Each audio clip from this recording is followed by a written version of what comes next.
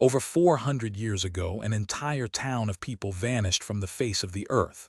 No bodies, no graves, no sign of a struggle, only one strange word carved into a wooden post. This is the true story of the lost colony of Roanoke, one of the oldest and most chilling mysteries in all of history. In the summer of 1587, three small ships crossed the cold Atlantic and dropped anchor off the coast of the New World. On board were 115 English colonists, farmers, tradesmen, and whole families, all hoping to build a brand new life in an unknown land. Their leader was a quiet, kind-hearted artist named John White. Among them was his daughter, Eleanor, heavily pregnant.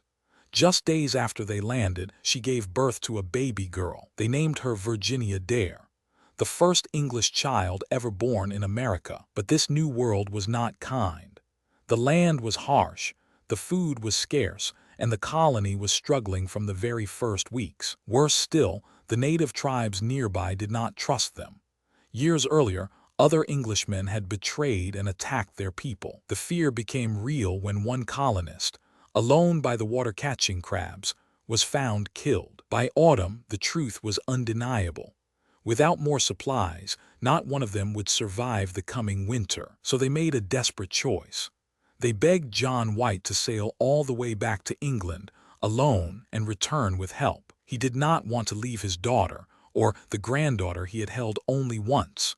But there was simply no other way. Before he left, they agreed on a secret sign. If they ever abandoned the settlement, they would carve their destination into a tree. And if they were ever forced to flee in danger, they would carve a cross above it. White boarded his ship and sailed east, promising to return within just a few short months. He had no idea that he would not set foot on that shore again for 3 long, agonizing years. The moment he reached England, the entire country erupted into war. The mighty Spanish Armada was attacking. Every English ship was seized to defend the realm. John White was trapped, an ocean away from his family. He tried again and again to find a way back. Each attempt failed. One winter passed, then a second, then a third. Finally, in August of 1590, John White stepped back onto the shore of Roanoke.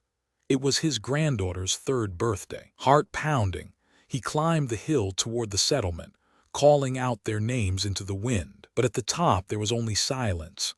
The houses were gone, not burned, carefully taken apart and removed. The entire settlement was empty. No people, no struggle, no bodies. 115 souls had simply vanished. And then at the edge of the village, he saw it, carved deep into a tall wooden post. Croatoan, the name of a nearby island and a friendly tribe who lived upon it. And above the word there was no cross, no sign of danger at all. Relief washed over him.